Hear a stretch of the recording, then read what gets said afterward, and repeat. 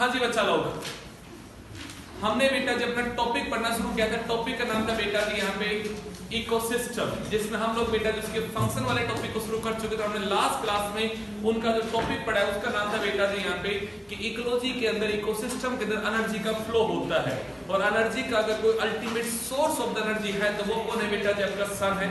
उसकी एनर्जी को ट्रैप करते हैं बेटा जी प्लांट, और वो उस एनर्जी को फिक्स करते हैं केमिकल एनर्जी की फॉर्म के अंदर, फिर उसके ऊपर आके बेटा जी हार्बिवोरस फीड करते हैं, फिर कार्निवोरस। इस तरह से भैया जी एक वो सन की जो एनर्जी थी जो कि कन्वर्ट की गई थी भैया जी केमिकल एनर्जी की फॉर्म में, उस एनर्जी का क्या होगा बेटा जी यहाँ पे ट्रांसफर होगा from one organism to another organism. आपने कुछ ऐसी भी बात की थी बेटा जी यहाँ पे कि हमने पूरी इकोलॉजी को फीडिंग एबिलिटी के बेसिस पे अलग अलग लेवल पे क्या कर रखा है बेटा, जैसे डिवाइड कर रखा है। आपने कहा उस लेवल का नाम होता है बेटा जी आपका ट्रॉपिक लेवल। आपने कहा जिनकी सेम टाइप की फीडिंग हैबिट है, they belong to a same trophic level. जैसे आपने नाम बोला था प्रोड्यूसर, जो कि एक फर्स्ट ट्रॉपिकल लेवल होता है जहां पे बिलोंग करते ऑल द फोटोसिंथेटिक ऑर्गेनिज्म, चाहे वो बैक्टीरिया हो, चाहे भैया जो आपका प्लांट में एल्गी हो, चाहे ब्रायोफाइटा, चाहे कोई भी हो, उसकी एक प्रॉपर्टी है कि वो अपना खाना खुद बनाता है, तो वो किससे बिलोंग करता है बेटा जी यहाँ पे प्रोड्यूसर से। आपने जैसे फिर हमने पढ़ा था वर्ड यहाँ पे ट्रॉपिक लेवल सेकंड, जिसको ऑक्यूपाई करते हैं बेटा जी हर्बीवोरस, जो प्लांट में फीड करते हैं वो ऑक्यूपाई करते हैं सेकंड लेवल पे। ऐसे आपने कहा था हमने डिफरेंट टाइप के लेवल्स होते हैं आपके यहाँ। फिर आपने लास्ट क्लास में टॉपिक पढ़ा था बेटा जी फूड चेन और फूड वेब का, जहां पे आपने ये कहा था फूड चेन जो होती है वो एक सिंपल होती है बेटा, क्योंकि फूड वेब जो होती है वो जो बहुत सारे फूड चेन आपस में इंटरकनेक्टेड हो जाए तो क्या बनता है बेटा, फूड वेब बनता है मेरे भाई। आपने कहा था फूड चेन जो होती है ये इकोसिस्टम को अनस्टेबल करती है, जबकि फूड वेब क्या करती है, स्टेबल। क्योंकि फूड चेन में एक प्रेडेटर जो होता है वो एक प्रे पे डिपेंड है, अगर वो प्रे खत्म हो गया तो वो भी वहां से क्या हो जाएगा, खत्म हो जाएगा। जबकि एक अल्टरनेटिव सोर्स के बारे में अगर कोई बताता है तो वो कौन बताता है बेटा, जब फूड वेब। वहां पे स्ट्रगल फॉर द एग्जिस्टेंस कैसा होता है बेटा जी, ज्यादा होता है फूड वेब, क्योंकि वहां पे डिफरेंट ट्रॉपिकल लेवल के ऑर्गेनिज्म बेटा क्या करेंगे, यहाँ पे कंपीट करेंगे, फाइटिंग करेंगे for a single source of the food के लिए। तो वहां पे कंपटीशन ज्यादा होगा तो स्ट्रगल ज्यादा होगा, तो वहां पे इवोल्यूशन का रेट भी कैसा होगा, ज्यादा होगा, अडेप्टिबिलिटी भी कैसी होगी, वहां पे ज्यादा होगी। आपने सब बातें कर दी थी। आपने लास्ट क्लास में ये भी बात की थी कि जो फूड चेन होती है फर्दर दो टाइप की होती है, एक का नाम था बेटा जी जीएफसी, एक का नाम क्या था बेटा जी डीएफसी। जीएफसी का मतलब था ग्रेजिंग फूड चेन, डीएफसी का मतलब था डिटेरिटस फूड चेन। ग्रेजिंग जो फूड चेन होती है वो प्रोड्यूसर से शुरू होती है बेटा जी, और आपने कहा था एक्वेटिक इकोसिस्टम में एनर्जी फ्लो होने का जो मेन तरीका है वो कौन सा है बेटा, जब यहाँ पे जीएफसी है। जबकि टेरेस्ट्रियल इकोसिस्टम में एनर्जी फ्लो होने का मेन तरीका क्या होता है बेटा, जब यहाँ पे डीएफसी होता है, जहां पे आपने कहा था शुरुआत होती है डिटेरिटस से, वो डायरेक्ट डीके से क्या होती है, शुरू होती है मेरे भाई। आपको ये दो फूड चेन के डिफरेंस बताए गए थे, समझाया गया था। किसी भाई बंधु को यहाँ तक कोई दिक्कत है मेरे बेटा? शुरू करें अगला टॉपिक मेरे भाई। अब हम आते हैं इकोलॉजी के एक और नए टॉपिक पर। इकोलॉजी के टॉपिक का नाम बेटा जी यहाँ पे इकोलॉजिकल पिरामिड। आज का अपना जो टॉपिक चलेगा लेक्चर में उसका नाम होगा इकोलॉजिकल पिरामिड। तो जरा डालिएगा हेडिंग बेटा, बड़ा जबरदस्त टॉपिक, बड़ा जबरदस्त। श्रुति जी मतलब आप पढ़ के ऐसा लगेगा वाह आज मैंने क्या पढ़ लिया, ज्ञान कहां से मिल गया मुझे आज। बड़ा जबरदस्त ज्ञान है भाई साहब आज के टॉपिक में। टॉपिक का नाम क्या है बेटा जी यहाँ पे इकोलॉजिकल पिरामिड। इसी का एक नाम और होता है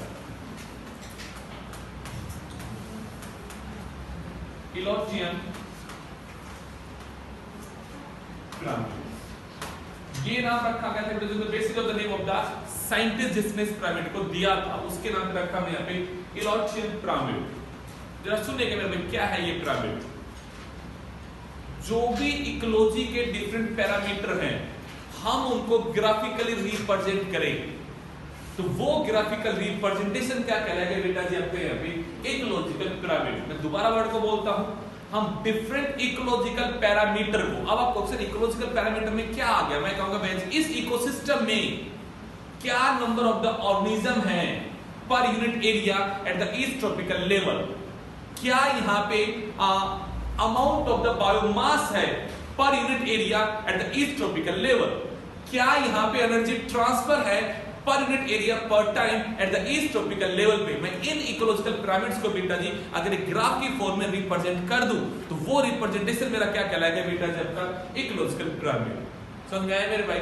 जब भी मैं ग्राफ को बनाऊंगा तो हमेशा बेस के ऊपर रखूंगा किसको बेटा जी, प्रोड्यूसर को, और टॉप पे रखूंगा किसको बेटा जी, यहाँ पे टॉप कार्निवोरस को। और मैं जब ऐसा रिप्रेजेंटेशन कर दूं तो वो क्या बन जाएगा, इकोलॉजिकल पिरामिड। दोबारा वर्ड को सुनना जरा मैं क्या बोल रहा हूं। It is a graphical representation of the ecological pyramid, of the ecological pyramid in a particular ecosystem with producer at the base and the top carnivorous at the top. वो है मेरे भाई, यहाँ पे लिखो पहले, फिर इसकी बात करते हैं आपके साथ। It is the graphical representation, it is the graphical representation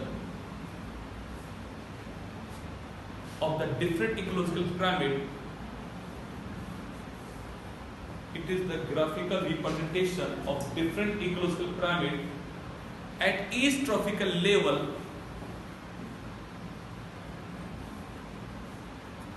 different ecological pyramid at each trophical level in a food chain with producer at base and top carnivorous at the top.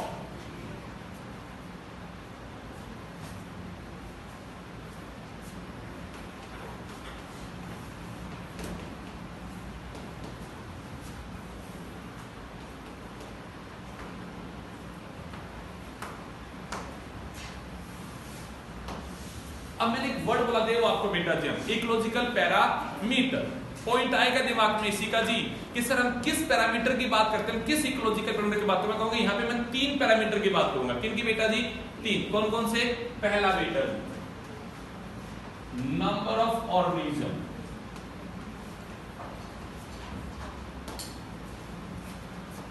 पर unit area at each trophic level.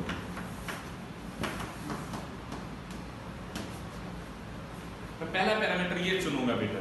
दूसरा मैं कहूंगा बेटा जी amount of biomass,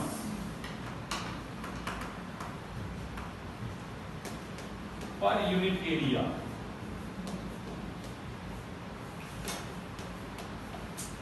eight each tropical level. ठीक बात है मेरे भाई। थर्ड बेटा अमाउंट ऑफ एनर्जी ट्रैप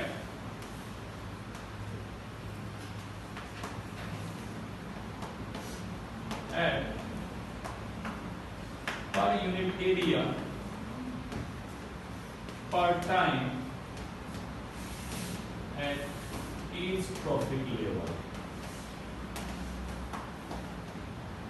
मैं इन 3 पैरामीटर्स को बेटा जी अगर इकोलॉजिकली रिप्रेजेंट करूंगा तो वो क्या बन जाएगा मेरा इकोलॉजिकल पिरामिड। सोच के देखो हम किन की बात करें, क्यों रिप्रेजेंट कर रहे हैं इनको। यहाँ क्या लगता है खुशी, क्यों रिप्रेजेंट करना चाहेंगे हम यहाँ पे इनको, क्या सिग्निफिकेंस हमें इनको रिप्रेजेंट करने का, बताओ भाई बताओ। इकोसिस्टम में कितना स्टेबिलिटी लेवल हो रहा है। यस, सोच के देखो आप ये कह रहे हो हम एक फूड चेन में हर ट्रॉपिकल लेवल पे क्या इकोलॉजिकल पिरामिड है, मैं ये आपको ग्राफ के अंदर बताऊंगा। तो वहां पे ग्राफ जब बनेगा तो वो ये बताएगा कैसा इकोसिस्टम हम मेंटेन है। कैसे, सोच के देखो। यहाँ पे आप एक बात बोलते हो number of the prey is always greater than number of the predator. Prey का नंबर हमेशा कैसा होना चाहिए, ज्यादा। प्रेडेटर का नंबर हमेशा कैसा होना चाहिए, कम। अरे हाँ या ना फूड चेन। तो आप ही कहोगे जैसे जैसे हम एक फूड चेन में ऊपर जाएंगे, लो ट्रॉफिक लेवल से हम हाई पे जाएंगे तो नंबर कम हो गया, ज्यादा होना चाहिए। तो ग्राफ कैसा बनेगा मेरे भाई, यहाँ पे आप कहोगे सर ग्राफ कुछ ऐसा बनना चाहिए कि बेस के ऊपर कैसा है वो ब्रॉड है और टॉप के ऊपर कैसा है वो आपका यहाँ पे नैरो है। अरे हाँ या ना, अरे हाँ कि ना। आपने कहा सर ये बता रहा है कि प्रे का नंबर ज्यादा है, तो कहूंगा अगर प्रे का नंबर ज्यादा होगा प्रेडेटर इजीली अपने आप को वहां पे क्या करेगा, मेंटेन करेगा। हाँ, आपने कहा सर मैं यहाँ पे बायोमास की बात करता हूं, ये प्रेडेटर जो है ये किस पे फीड करेगा, अपने प्रे पे ना। सोचो मैं जिससे खाना लेने वाला हूं उसके पास खाना ही कम है, उसके पास खाना ही, तो क्या मैं अपना पेट भर सकूंगा? और अगर मैं अपना पेट नहीं बरसूंगा तो क्या मैं यहाँ सर्वाइव कर पाऊंगा? मुझे जिंदा रहने के लिए बायोमास तो चाहिए ना, तो बायोमास मैं कहां से लूंगा? लोअर ट्रॉपिकल लेवल से लूंगा। तो मैं ये देखूंगा यहाँ पे कितना बायोमास प्रेजेंट। अगर हमेशा बायोमास ज्यादा होना चाहिए, किस लेवल के ऊपर बेटा? जब यहाँ पे लोअर ट्रॉपिकल लेवल पे, अरे हाँ कि ना? एनर्जी का कितना ट्रैपिंग हो पा रहा है, एनर्जी कितना वो ट्रैप कर पा रहा है, वो ज्यादा कर पा रहा है कि नहीं कर पा रहा है। इस तरह की बातें मैं यहाँ पे रिप्रेजेंट कर रहा हूं ग्राफ की फॉर्म में। उस ग्राफ के अंदर बेस पे हमेशा कौन होगा बेटा जी? आपका प्रोड्यूसर होगा। टॉप पे कौन होगा बेटा? जब टॉप कार्निवोरस होगा। मैं जब ऐसा ग्राफ बनाऊंगा तो ग्राफ यहाँ पे 3 तरह के बनेंगे। या तो वो होगा ऐसे अपराइट, कैसा होगा? या फिर बनेगा ऐसे बेटा जी इन्वर्टेड, ऐसे क्या बनेगा? या फिर बनेगा बेटा जी इस तरह से, वो आपका स्पिंडल शेप का। कैसा बनेगा? यहाँ पे स्पिंडल शेप का। जरा वर्ड को समझ के देखो, मैं इन दो की बात करता हूं आपके साथ में। अपराइट का क्या मतलब है? कि प्रोड्यूसर ज्यादा है और टॉप कार्निवोरस, आइदर मैं नंबर की बात करूंगा या फिर मैं बायोमास की बात करूंगा। यहां ये क्या बता रहा है आपको? प्रोड्यूसर के पास वो इकोलॉजिकल पिरामिड कैसा है बेटा जी? लेस है, और ऊपर कैसा है? वो आपका ज्यादा है। ऐसी कुछ बातें में समझ में आएगी कहां पे इकोसिस्टम में क्या चीजें होती है, हमें समझ में आएगी कि नहीं आएगी? कि भाई एक्विटिक इकोसिस्टम में क्या घटनाएं घटित हो रही है या कहां पे क्या बातें, हम उनको समझ के देखेंगे बेटा जी। अरे हाँ कि ना? तो हम इकोलॉजिकल पिरामिड की बात करेंगे यहाँ पे डिफरेंट इकोसिस्टम। लाइक मैं बात करूंगा आपके साथ बेटा जी ग्रास इकोसिस्टम की, मैं बात करूंगा साथ आपका यहाँ पे ट्री इकोसिस्टम में, बात करूंगा यहाँ पे एक्वेटिक इकोसिस्टम की। भाई इन इकोसिस्टम में क्या ये चीजें वेरिएबल है या फिर सब में एक जैसी है, और कहीं वेरिएबल है तो क्यों वेरिएबल है, हम उन चीजों को समझेंगे यहाँ पे। टॉपिक का बेसिक समझ में आया आप लोगों को? हम क्या पढ़ने वाले हैं बेटा जी? श्रुति जी टॉपिक का बेसिक समझ में आया कि हम क्या करने वाले हैं यहाँ पे? हम इन 3 इकोलॉजिकल पिरामिड के लिए अलग अलग टाइप के पिरामिड बनाएंगे, या तो अपराइट होगा या फिर इन्वर्टेड होगा या फिर यहाँ पे स्पिंडल शेप का होगा, और क्यों बनेगा, क्या कंडीशंस है वहां पे, हम उनके हिसाब से क्या करेंगे बेटा? जब यहाँ पे उनके टाइप्स की बात करेंगे। हाँ कि ना? तो हम यहाँ पे फर्दर इस टॉपिक का सब पार्ट बनाएंगे। हम सबसे पहले पढ़ेंगे बेटा यहाँ पे इकोलॉजिकल पिरामिड ऑफ नंबर। क्या बात करेंगे हम यहाँ पे? नाम क्या बता रहे हैं मुझे यहाँ पे? कि मैं उस पिरामिड में ये बताऊंगा क्या नंबर ऑफ द ऑर्गेनिज्म है पर unit area at the east tropical level. मैं सिर्फ उसमें किसकी बात करूंगा बेटा जी आपके साथ में? नंबर की बात करूंगा, नंबर ऑफ द ऑर्गेनिज्म की बात करूंगा। मैं अगला प्रश्न बनाऊंगा किसके लिए बेटा जी? यहाँ पे बायोमास के लिए। फिर मैं क्या पढ़ाऊंगा यहाँ पे? एनर्जी। तो इसके फर्दर क्या करेंगे बेटा जी? यहाँ पे 3 इसके फर्दर डिवीजन करने वाले हैं। एग्री करते हो बात से? ये आपको समझ में आ गया? तो ये पैरामीटर लिख लो जल्दी से, क्या पैरामीटर है? 3 इकोलॉजिकल पैरामीटर्स की बात करेंगे बेटा जी यहाँ पे।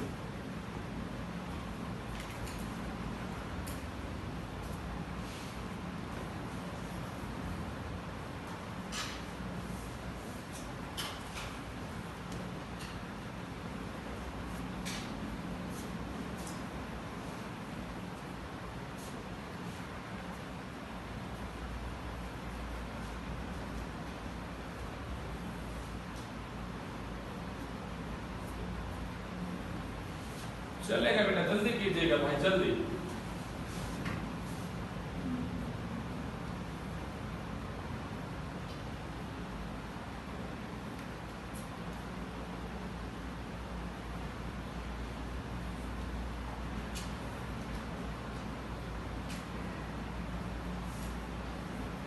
अच्छा हटाएं इनको, साफ करें black board.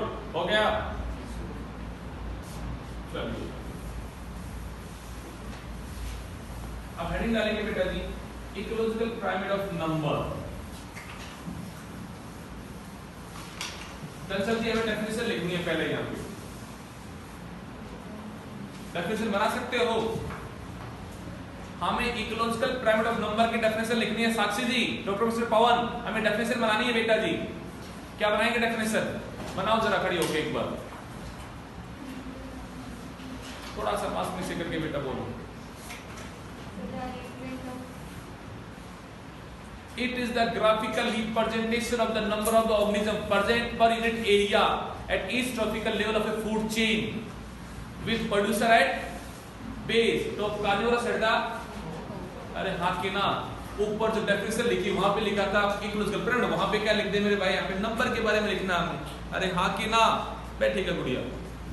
It is the graphical representation, heading डालेगा बेटा जी ecological pyramid of number. Ecological pyramid of number, उसमें लिखेंगे it is the graphical representation of number of organism per unit area. Graphical representation of number of organism per unit area at each trophical level of a food chain.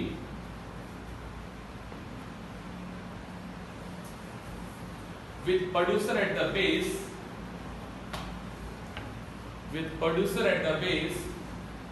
and top carnivorous at the top.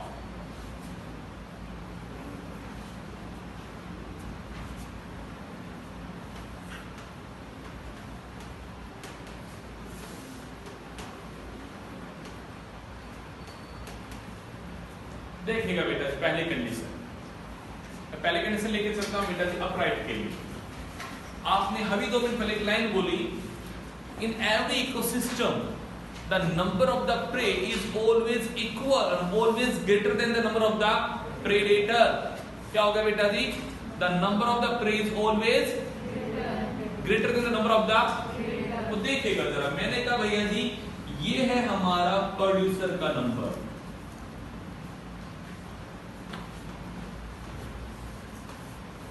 तो मैं कहूंगा भाई इसके ऊपर हमारा जो herbivorous जनाब होगा उसका नंबर कैसा होगा बेटा जी? कम होगा। उसके ऊपर अगर आप देखोगे तो कार्निवोरस का भी कैसा होगा बेटा जी? आपका वहां पे कम होगा। और टॉप कार्निवोरस का और ज्यादा क्या होगा बेटा जी? आपका यहाँ पे कम होगा। तो मैं कहूंगा हर इकोसिस्टम में अगर बात करोगे, मैं कहूंगा नॉर्मल की बात कर रहा हूँ यहाँ पे, चाहे वो ग्रास लैंड का इकोसिस्टम हो, चाहे भैया जो एक एक्वेटिक इकोसिस्टम हो, नॉर्मली अगर किसी इकोसिस्टम में आप देखोगे तो आपको क्या दिखाई देगा बेटा जी? हमेशा प्रे का नंबर ज्यादा होता है। किससे बेटा? प्रेडेटर से। तो मैं कहूंगा उस कंडीशन मुझे दिखाई दे रहा है कि वो कैसा बनता है बेटा जी? आपका यहाँ पे अपराइट बनता है। कंडीशन मैंने बोली the number of the prey is always greater number of the predator. ठीक बात है। अब मैं आता हूं सेकंड कंडीशन, और मैंने वर्ड बोला बेटा जी इनवर्ड। क्या बोला बेटा जी मैंने यहाँ पे? बट मैंने यहाँ पे एग्जांपल लिया एक स्पेसिफिक ट्री इकोसिस्टम। इसका सारे का एक ही मतलब है कि ये कंडीशन जो पढ़ा रहा लागू होगी सिर्फ और सिर्फ किस पे बेटा जी? आपके यहाँ पे ट्री इकोसिस्टम। सोच के देखो, मैं एक ऐसे इकोसिस्टम की बात कर रहा हूं जहां पे बड़े बड़े पेड़ है। सोचिएगा बरगद का पेड़ है। किसका पेड़ है? बरगद का पेड़ है, पीपल का पेड़ है, ऐसे बड़े बड़े पेड़ है, आम का पेड़ है। उन पे नंबर ऑफ द फ्रूट्स क्या लगेंगे? कम या ज्यादा? ज्यादा। उनके ऊपर फ्रूट्स के ऊपर फीड करने वाले बर्ड्स का नंबर उस इकोसिस्टम में ज्यादा होगा या कम होगा? मैंने कहा फ्रूट ईटिंग बर्ड्स। क्या बोला मैंने? बोलेगा वो नंबर कम हो गया ज्यादा होगा? बोलो भाई। कंडीशन यहां से कुछ बदली कि नहीं बदली? पर मैंने एग्जांपल स्पेसिफाई कर दिया। किसकी बात कर रहा हूं? एक ऐसे इकोसिस्टम की जहां पे बड़े बड़े क्या है बेटा जी? ट्री हैं। क्या है? जहां पे ट्री है। मैं हर्ब की बात नहीं कर रहा हूं, मैं यहाँ सर्ब की बात नहीं कर रहा हूं, मैं यहाँ घास की बात नहीं कर रहा हूं। किसकी बात कर रहा हूं? ट्री की बात कर रहा हूं, जिन पे लार्ज नंबर ऑफ क्या लगने वाले हैं बेटा जी? आपके फ्रूट लगने वाले हैं। तो मैं बात करूंगा उस बर्ड की, उस इंसेक्ट की जो भैया जी उस पे फीड करता है। किन पे? फ्रूट्स पे फीड करता है। तो उनका नंबर कैसा होगा? वहां ज्यादा होगा। तो देखिएगा जरा, मैंने कहा भैया जी ये है हमारे ट्री, यानी कि मैंने कहा ये हमारे हैं बेटा जी यहाँ पे प्रोड्यूसर, है कि नहीं है? आपने कहा सर अगर ये हमारे प्रोड्यूसर है तो सर यहां पे हम देखेंगे हमारे,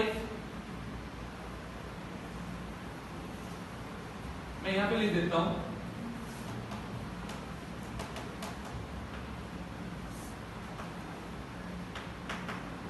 फ्रूट ईटिंग बर्ड्स। क्या बेटा? Fruit eating. ठीक बात है। अब मैं आपसे पूछता हूं एक और बात, इन बर्ड्स के अंदर पैरासाइट है। इन बर्ड्स के अंदर पैरासाइट तो अपने होस्ट पे डिपेंड रहता है ना बेटा। तो मैंने कहा ऐसा पैरासाइट जो अपने इस होस्ट पे डिपेंड है, तो बताइएगा उनका नंबर कैसा होगा? कम हो गया ज्यादा होगा? अरे कैसा होगा? एक होस्ट के अंदर ही बहुत सारे क्या रहते हैं भाई? पैरासाइट रहते हैं। पैरासाइट स्मॉल साइज का होता है। अरे पढ़ा है ना भाई आपने? तो मैंने कहा उसका नंबर तो और ज्यादा क्या होगा? बढ़ेगा यहाँ पे, तो मैं कहूंगा भैया जी यहाँ पे आपने कहा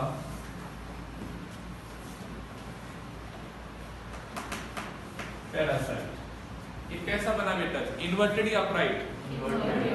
पर किस इकोसिस्टम में बन रहा है? ट्री इकोसिस्टम में। कोई कह दे पेपर में आ जाता है question, draw the ecological pyramid of the number in the grass ecosystem, तो आपको क्या बनाना है? अपराइट बनाना है।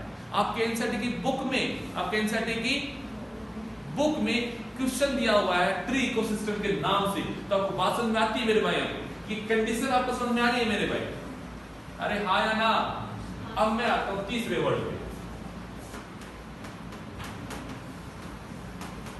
और ये एग्जांपल भी मैंने किससे उठाया बेटा जी? आपका यहाँ पे ट्री इकोसिस्टम से। किससे उठाया?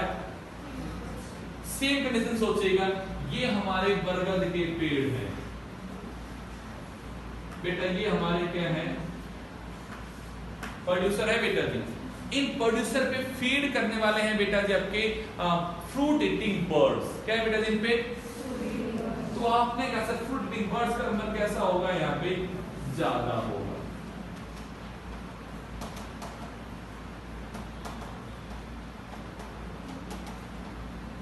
यहां तक की बात सही है?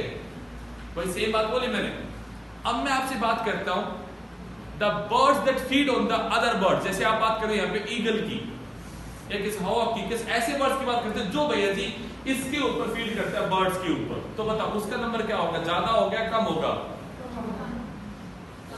अरे बोलो भाई, कम हो गया, ज्यादा होगा? वहां फिर एक लॉजिक लग गया, कौन सा? Number of the pray always greater than number of the. अरे हाँ है ना? मैंने कहा एक ऐसा बर्ड, एक ऐसा लार्ज साइज का बर्ड जो फीड करता है in small fruit eating birds के ऊपर, तो आपने कहा सर अगर वो इनके लिए प्रेडेटर है तो उसका नंबर इसके कंपेरेटिव कैसा होगा? और मेरे बेटा वो इनसे कम होगा, तो ये कैसा बन गया? दोनों के दोनों जो एंड है वो कैसे हैं? नैरो है, और बीच का पार्ट कैसा है बेटा जी? यहाँ पे वाइड है, तो कैसी शेप बन गई बेटा यहाँ पे? Spindle shape. तो ये भी किस पे लागू है बेटा जी आपका यहाँ पे? अब ज्ञान की बात करें, उस ज्ञान की बात को सुनना। आपके एनसीईआरटी बुक में ये सिस्टम नहीं है। आपके एनसीईआरटी बुक में पीछे आप देखोगे पहला जो क्वेश्चन उसमें फिल इन द ब्लैंक्स दे रखे, वहां पे क्वेश्चन दे रखा है भैया जी बना के, और वहां पे पूछा गया कि किस प्रकार का इकोसिस्टम होता है। तो आप बेटा जी इसके ऊपर नहीं सोचोगे, किस पर सोचोगे बेटा जी? यहाँ पे स्पिंडल वाले। किस पर सोचोगे? क्योंकि वहां पे उसने एक कंडीशन बना रखी है। जरा खोलेगा एनसीईआरटी बुक, मुझे दीजिएगा एनसीईआरटी बुक, आप मैं कहूंगा आप लोग उसे पढ़ के देखे जरा एक बार, और मुझे बताइएगा आपका दिमाग क्या कहता है वहां पे। एनसीईआरटी की बुक खोलेगा बेटा, अपने दिमाग को दौड़ाइएगा, मुझे बताइएगा कि आप वहां कैसा प्रण बनाओगे। पेज नंबर 249,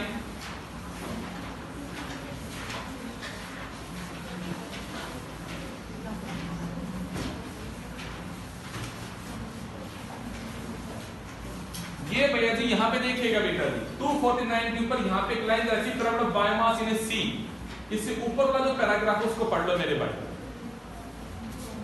पिरामिड ऑफ सी वाले से ऊपर भैया जी एक छोटा सा पैराग्राफ दे रखा है, मुझे वो पढ़ के बता दो किस तरह की बात कर रहा है आपसे। पढ़ो पढ़ो पढ़ो पढ़ो मेरे भाई,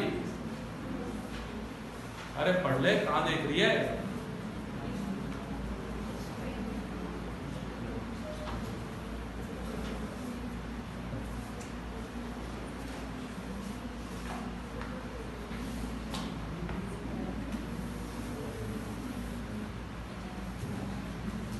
हाँ सारी का बताइए उसने क्या क्या कंडीशन दी है बेटा, खड़े होकर बताओ, कंडीशन बोलो क्या क्या बोली उसने। सबके सब लोगों ने रीड कर लिया एक बार उस पैराग्राफ को, अब कंडीशन बनाते हैं। बताइए कि बेटा कंडीशन कैसे बना रखी है। सबसे पहले लार्ज साइज के ट्री, अरे हाँ या ना? तो मैंने ट्री तो कहां आ गया? बेस पे आएगा ना, तो वो क्या बन गया बेटा जी? प्रोड्यूसर। उसके बाद क्या कहा है? फ्रूट के ऊपर फीड करने वाले इंसेक्ट। नंबर कम हो गया ज्यादा? आपने कहा सर यहां आ गए इंसेक्ट।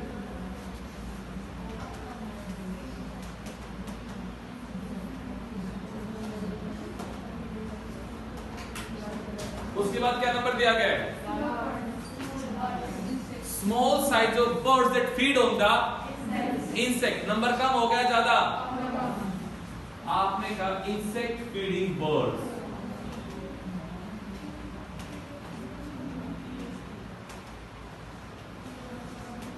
उसके बाद क्या कहिए, आपने कहा large size bird that feed on the, बना रखा ऐसा, कैसा बना मेरे भाई, इन्वर्टेड या स्पिंडल से? अरे बात समझ में आई कि नहीं आई मेरे भाई? देव जी समझ में आ रही है बात? ये वाली कंडीशन मैंने आपको समझाई पैरासाइट को लेके, ये आपके सिलेबस में नहीं है मेरे भाई, बट अगर कोई पूछ ले आपसे कि भाई पैरासाइट का अगर बात करूं तो कैसा होगा, तो कैसा होगा बेटा जब आपका यहाँ पे इन्वर्टेड हो जाए? अरे हाँ कि ना? कैसे दिक्कत? अरे दिक्कत है क्या? पिरामिड ऑफ नंबर खत्म, बना लीजिएगा पिरामिड मेरे भाई। आसान सा टॉपिक है, उसकी गंभीरता को समझिएगा मेरे भाई। 3 तरह के पिरामिड बना दिए, अपराइट बना दिए, इन्वर्टेड बना दिए मेरे भाई, स्पिंडल भी, ये बना लेना पर भाई अपने आप समझने के लिए।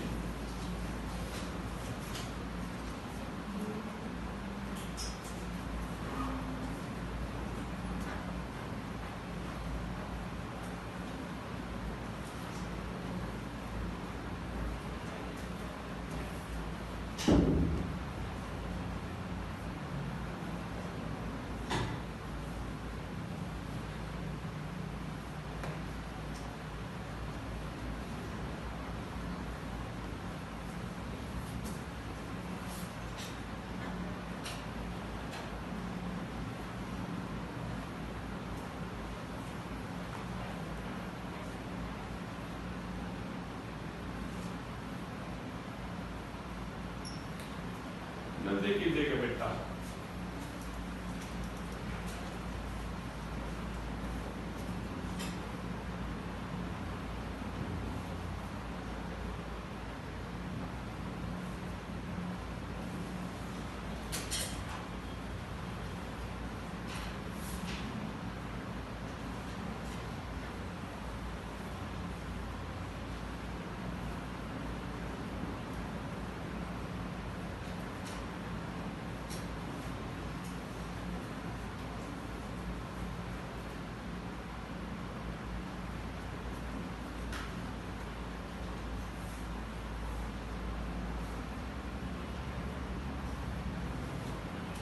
हाँ जी बेटा, चलें आगे। अरे हाँ कि ना? समझ में आ रहा है कुछ? हे खुशी, प्रोफेसर मिस्टर गौरव, समझ में आ रहा है गुड़िया? तनिषा, ज्योति, दूसरी ज्योति, ज्योति डॉक्टर मिस्टर राजकुमार, आकांक्षा, थोड़ा सही चल रहा है?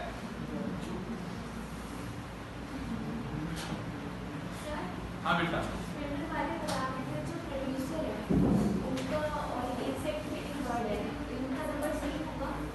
क्यों सेम होगा गुड़िया?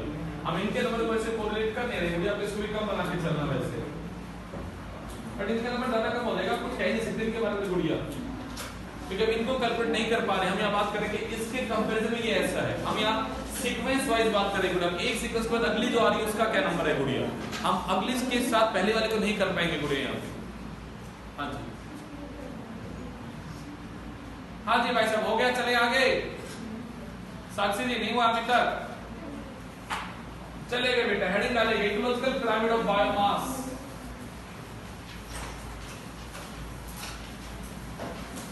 Ecological pyramid of biomass.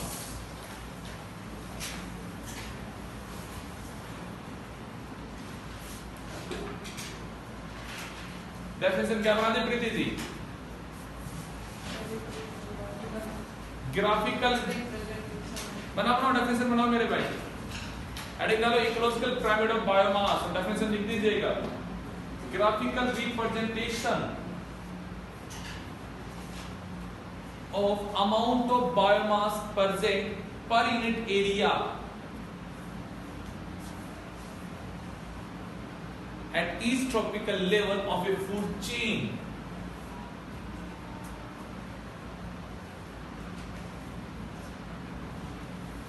With producer at base and top, carnivorous at the top.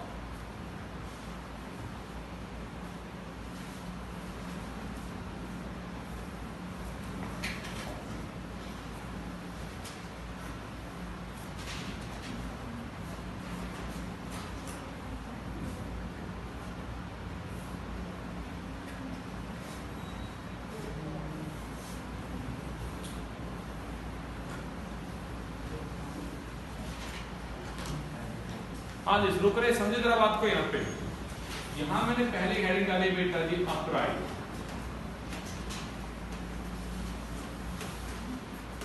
और दूसरी मैंने हेडिंग डाली बेटा जी इनवर्टेड। यहाँ दो तरह के पिरामिड बनेंगे।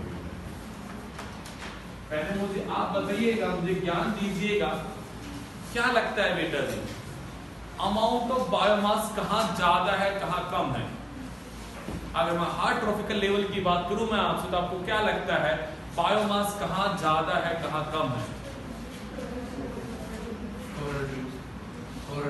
नहीं, मैं जनरली पूछ रहा हूं आपसे, एक प्रोड्यूसर लेवल पे, हार्बोरस लेवल पे, कर्नल्स लेवल पे क्या लगता है अमाउंट ऑफ बायोमास कहाँ ज्यादा है?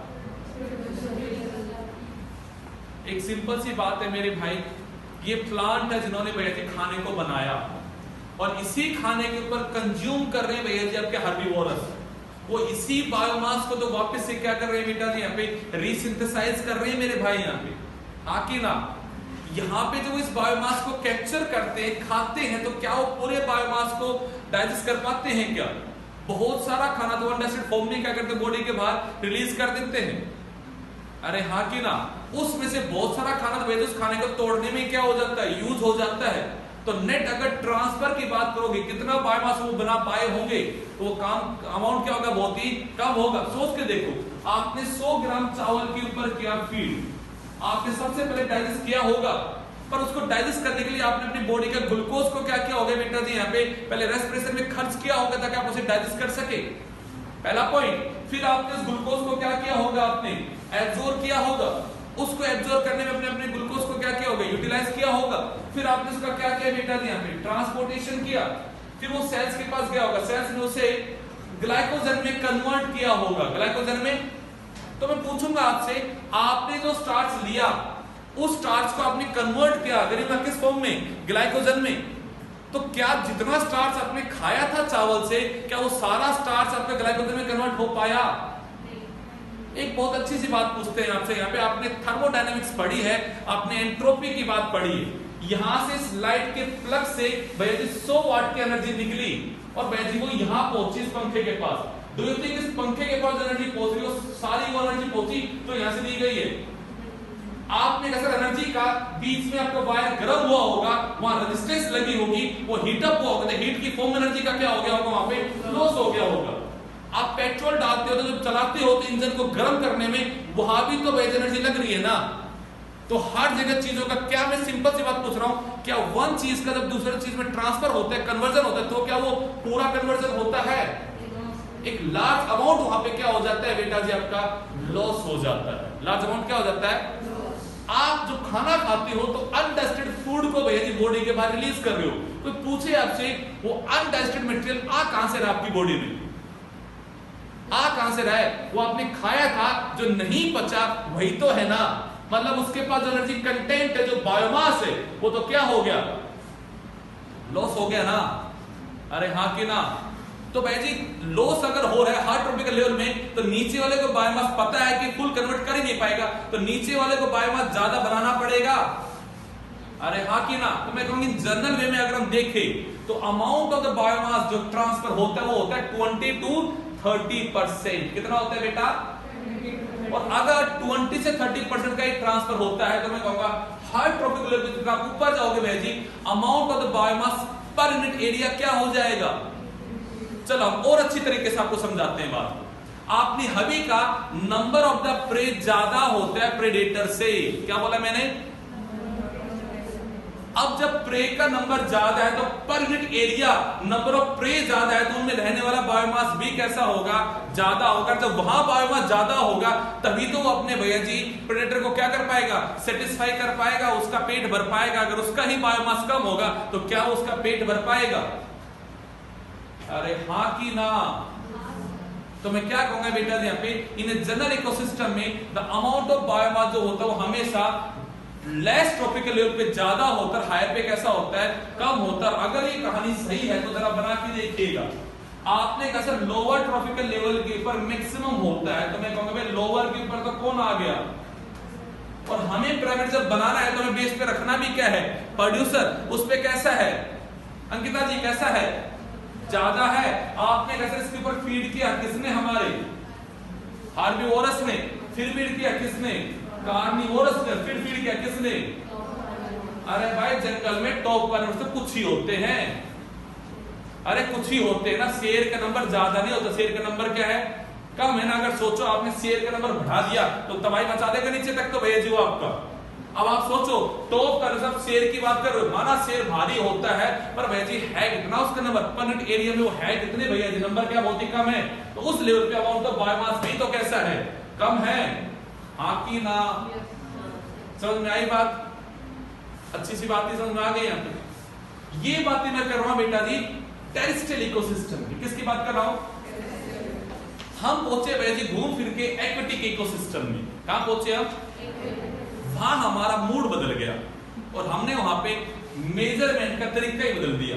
हमने यहां पे ये कहा हर ट्रॉपिकल लेवल पे पर यूनिट एरिया कितना बायोमास है, हमने ऐसे बनाया उसको। जब हम पहुंचे बेटा जी एक्वेटिक इकोसिस्टम में, कहां पहुंचे? तो हमने वहां बायोमास को मेजर किया on the basis of the reproduction ability. हमने बायोमास को लिंक कर दिया बेटा जी यहां पे रिप्रोडक्शन एबिलिटी से।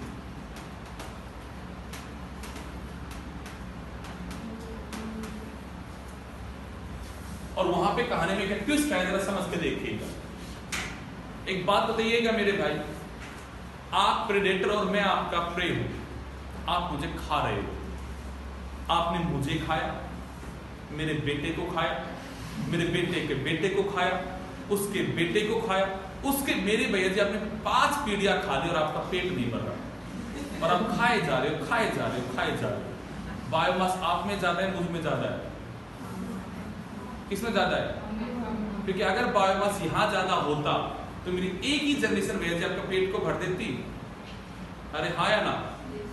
अब उल्टा सोचते हैं, आपने मुझे खाया, आपके बच्चों ने मुझे खाया, बच्चों के बच्चों ने मुझे खाया, बच्चों के बच्चों, आपकी 5 पीढ़ियां खाए जा रही और मैं खत्म ही नहीं हो रहा हूं। तो किसका बायोमास ज्यादा है? अब ये भैया जी बायोमास को मेजर करने का तरीका बना लिया। कहां पे भैया जी? Aquatic ecosystem. जरा बताइएगा प्रोड्यूसर वहां पे कौन है? फाइटोप्लैंक्टन। कौन है? उनकी रिप्रेजेंटेटिविटी कैसे रखता है? जूप्लैंक्टन से कम होगी या ज्यादा होगी? अरे भाई जी लोअर वाले की हमेशा प्रोबेबिलिटी कैसी होती है? ज्यादा। आपने एक वर्ड तो बोलते हो हमेशा, प्रे का नंबर ज्यादा है प्रेडेटर से। अगर प्रे का नंबर ज्यादा है तो मतलब वो रिप्रोड्यूस कैसा करता है? उससे फास्ट करता है। हाँ कि ना? तो मैंने कहा भैया जी यहां पे हमारे आ गए फाइटोप्लैंक्टन।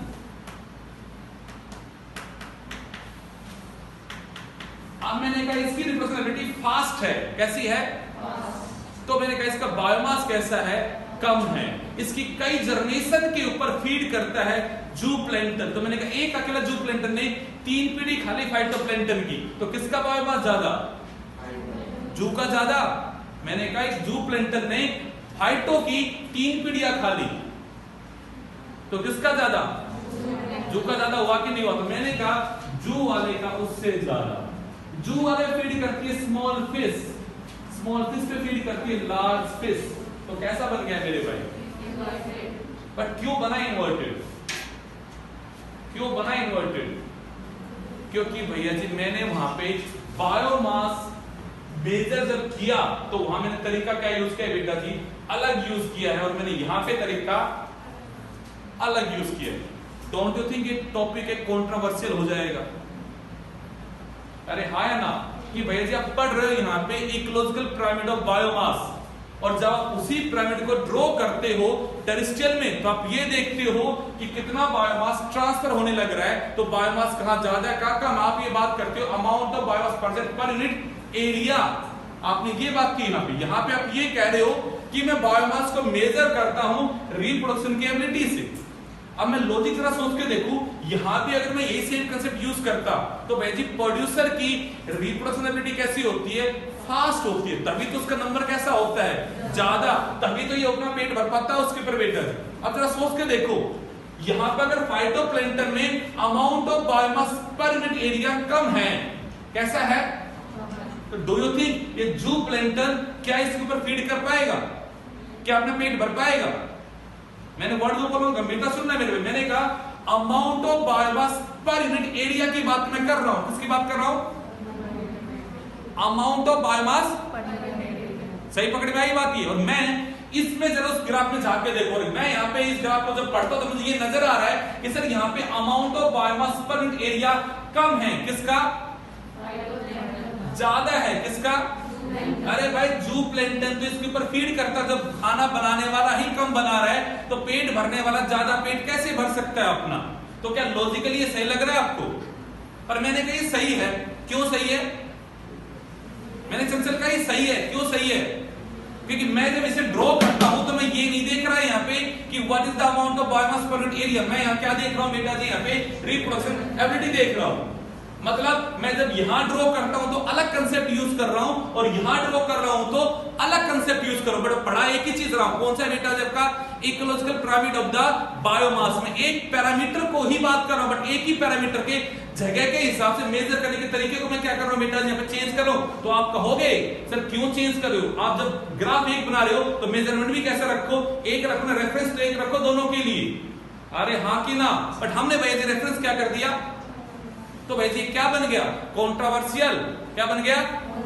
पेपर में आता 3 नंबर का क्वेश्चन इसी बात के ऊपर। Ecological pyramid of biomass in the sea in the aquatic ecosystem is a paradox. Is a paradox का मतलब है कंट्रोवर्शियल। वो क्या है बेटा जी आपका? कंट्रोवर्शियल है because in the aquatic ecosystem you calculate the biomass at a different way in comparison to the terrestrial. यहां बात करते हैं बेटा जी यहाँ पे एबिलिटी के बेसिस पे, जो कि हमें लगता है कि सही तरीका नहीं है। यहां हमें सही समझ में आता है कि यहां बायोमास ज्यादा है, यहां कम है, इजीली उसका पेट भर पा रहा है। बट यहां जब मैं समझ के देखूंगा ना गरिमा तो मेरी समझ में नहीं आएगी बात, क्योंकि मुझे ये दिख रहा है यहां बायोमास कम और यहां बायोमास, तो फिर ये इसका पेट कैसे भर रहा है? आपने पूछा ये बात मुझसे कि इसका पेट ये कैसे भर रहा है, तो मैंने आंसर क्या दिया?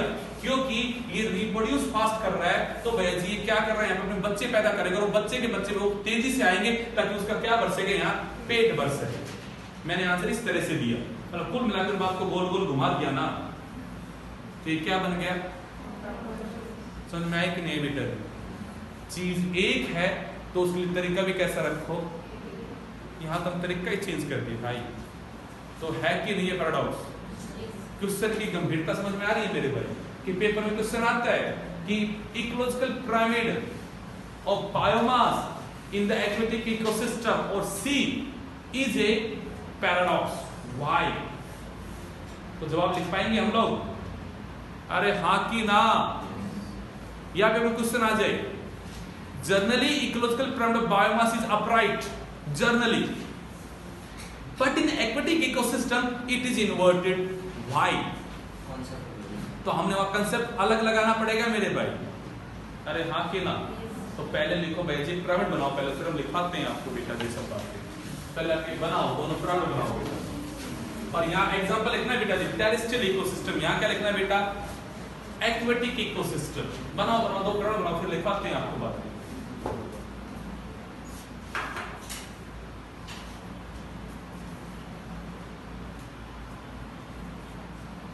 बड़े आसान से टॉपिक है, बड़े आसान से टॉपिक है, जबरदस्त टॉपिक है। हे मानसी, समझ पा रहे गुड़िया ये आप? शाबाश।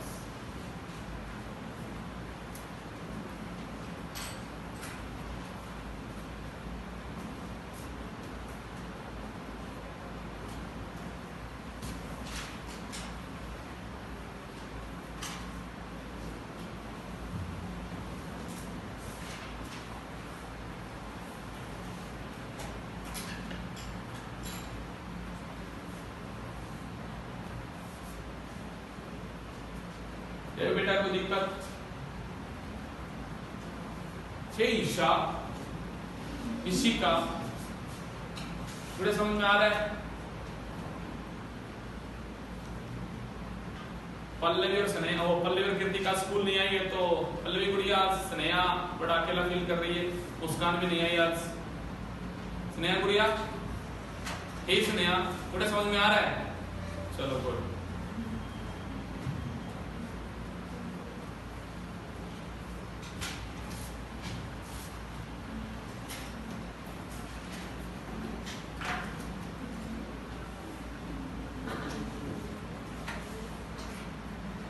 हटाए भाई, लिखो भैया जवाब लो। Ecological pyramid of biomass in the sea is inverted because we calculate the biomass at each tropical level. We calculate the biomass at the each tropical level on the basis of the reproduction ability.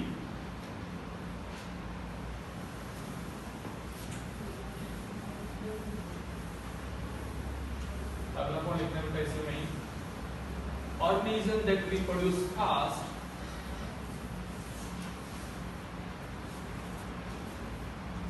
has less biomass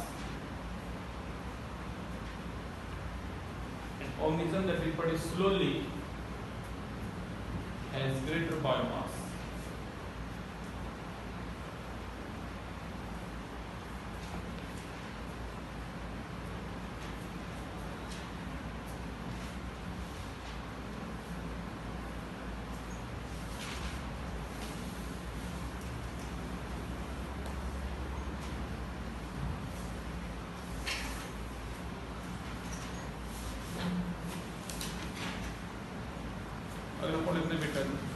Ecological pyramid of biomass in a sea is a paradox.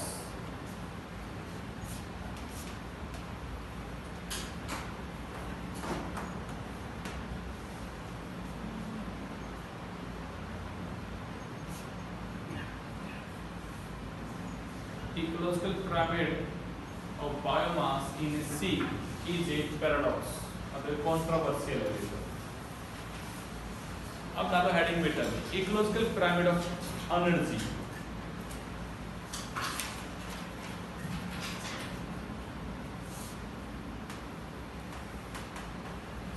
कोई बेटा जवाब देना चाहेगा यहाँ पे कैसा pyramid बनना चाहिए, अपराइट इन्वर्टेड? कोई बच्चा मुझे बताना चाहेगा कि उसके दिमाग के हिसाब से यहाँ कैसा बनना चाहिए, अपराइट या इन्वर्टेड? कई को क्योंकि आप ये कहते हो कि भैया जी यहाँ पे कंसेप्ट लगता है कौन सा 10% का रूल, और वो क्या कहता है कि ओनली 10% एनर्जी क्या होगी ऊपर ट्रांसफर होगी, बाकी क्या हो जाएगी लॉस। तो भैया जी मैं कहूँगा एनर्जी भी क्या रहेगी वहाँ पे कम रहेगी। अरे हाँ है ना, तो लिखेगा जरा इसकी डेफिनेशन पहले। It is the graphical representation of amount of energy trap.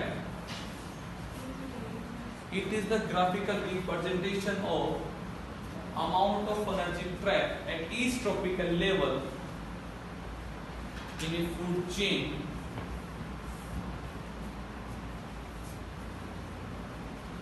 with producer at base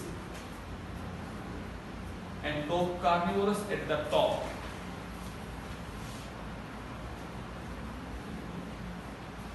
अगला पॉइंट लिखने बेटा जी, it is always upright. It is always upright as only 10% of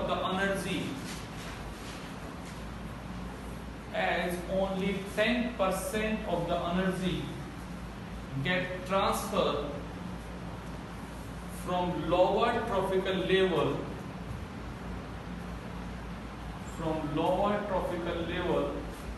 to the higher tropical level. From lower tropical level to the higher tropical level.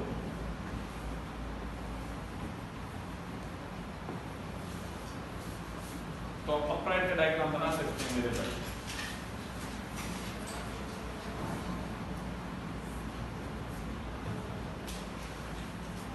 अब सारे का जी last topic आता है इसी के अंदर, फिर हमारा पिरामिड वाला कंसेप्ट खत्म हो जाएगा, हम उसे खत्म कर ही देते हैं। क्या आप लोगों को कोई लिमिटेशन लगती है यहाँ इस पिरामिड के अंदर? फिर क्वेश्चन आता है 3 नंबर में, what are the different limitation of the ecological pyramid? इसकी डिफरेंट लिमिटेशंस क्या नजर आती है आप लोगों को? बायोटिक और एबायोटिक फैक्टर्स का इफेक्ट हम स्टडी नहीं, आप ये समझो कि जो मैं इकोलॉजिकल पिरामिड दिखा रहा हूँ क्या वो इकोलॉजिकल पिरामिड जो हम दिखा रहे ग्राफिकली, क्या उनमें आपको कोई लिमिटेशन नजर आती है?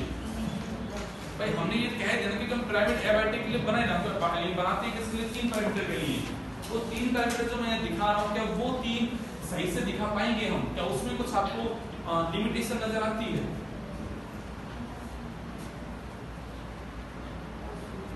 बैठो बैठो। क्या इन 3 इकोलॉजिकल पिरामिड जो मैं दिखा रहा हूँ यहाँ पे, क्या इनमें आपको कोई लिमिटेशन नजर आती है? अजिता जी क्या कहता है दिमाग? क्या कुछ है लिमिटेशन जो आपको नजर आ रही है?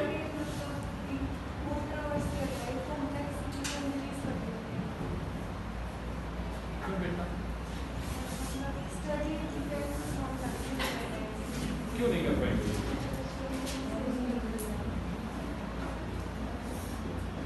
चलो बैठो। गरिमा जी कुछ कहना चाहेंगे? बोलिए। चंचल दिमाग कुछ कहता हो? कुछ भी कुछ नहीं कहता। अंकिता बेटा कुछ नहीं कहता। मैंने हर एक डेफिनेशन में लिखवाया है, इन्हें फूड चेन, इन्हें फूड चेन, इन्हें food chain. Do you think एक इकोसिस्टम में फूड चेन होती है? हम किसी भी इकोसिस्टम में सिंपल फूड चेन देख ही नहीं सकते, क्योंकि इकोसिस्टम में सिंपल फूड चेन नहीं क्या होती है। तो पहली बात, आप पिरामिड को ड्रॉ ही कैसे करोगे मेरे भाई, जब आपकी इकोसिस्टम में फूड चेन ही नहीं है तो? अरे हाँ कि ना? सबसे पहले लिमिटेशन डेफिनेशन में लिखिए मेरे भाई। अरे रुक जाओ, सब्र करो। दूसरा, अब मुझे वो बताइएगा कि कोई यहाँ पे ओमनिवोरस है, कोई क्या है? तो मैं उसको किस ट्रॉफिकल लेवल पे काउंट करूं? मैं उसका नंबर जब काउंट करूं तो मैं उसका नंबर कहां काउंट करूं? हार्बिवोरस पे, कार्निवोरस पे? मैं उसका बायोमास एनर्जी ट्रैक को देखूं तो कहां देखूं? क्योंकि वो एक नहीं, वो मोर देन 1 ट्रॉफिकल लेवल को क्या करता है यहाँ पे? ऑक्यूपाई करता है। तो मैं उसको कैसे रिप्रेजेंट करूंगा, कैसे मैं उसे कंसीडर करूंगा इस पिरामिड के अंदर? अरे हाँ या ना? तीसरी बात आती है, what about the decomposers? What about the decomposer? मैंने यहाँ पे बात कह दी प्रोड्यूसर की, मैंने बात कह दी कार्निवोरस की। क्या मैं कभी भी डिकम्पोजर को जगह दे सकता हूं इस पिरामिड के अंदर? क्योंकि डिकम्पोजर की कोई बेसिक लेवल ही फिक्स नहीं है। वो किस पे फीड करता है उसके यहाँ पे बातें होंगी, वहां पे तो उसका कोई लेवल ही फिक्स नहीं है मेरे भाई यहाँ पे तो। अरे हाँ या ना? तो मैं कहूंगा मुझे 3 लिमिटेशन यहाँ पे बहुत ही गंभीर रूप से दिखाई दे रही है।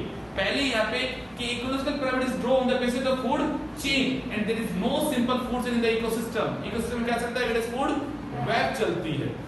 दूसरा मुझे ये दिखाई दे रहा है, we are not able to show या we are not able to consider the या represent the object that represent the more than 1 tropical level को जो ऑक्यूपाई करता है उनको शो नहीं कर सकते। एंड तीसरा, we are not able to give position to the decomposers in this pyramid. हम नहीं दे सकते उसे जगह यहाँ पे। अरे हाँ कि ना? और जो कि एक बेस्ट रोल अदा करता है, एक इंपॉर्टेंट रोल अदा करता है इस इकोसिस्टम को स्टेबल करने के लिए। हाँ कि ना? लिखिएगा जरा, limitation of the ecological pyramid. पहले लिखेगा बेटा जी,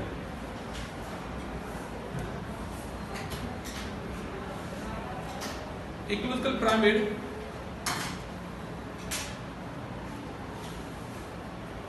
based on simple food chain. Ecological pyramid is based on simple food chain that almost never exist in the nature.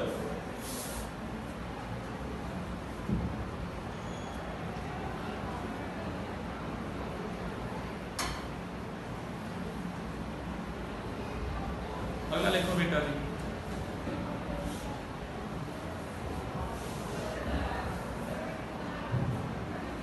we are not able to give or we are not able to consider, we are not able to consider the species,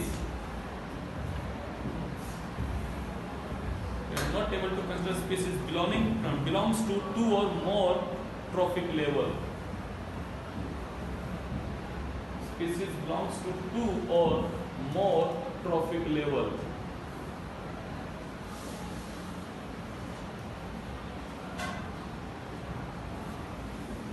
third लिखना है बेटा जी, decomposer play a very important role in the ecosystem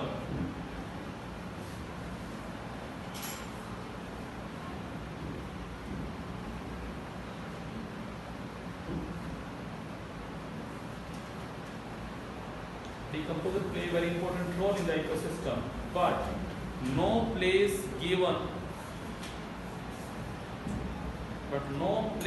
given to them, no place given to them in ecological pyramid. ये 3 भैया जी बहुत ही गंभीर आपकी limitation है। किसी बच्चे को लिमिटेशन में दिक्कत तो मेरे भाई, अरे समझ में आती कि नहीं आती है? चंचल जी अब बताइएगा, दिमाग कुछ कहता है कि तीनों बातें लॉजिकल है या नहीं है? बढ़िया।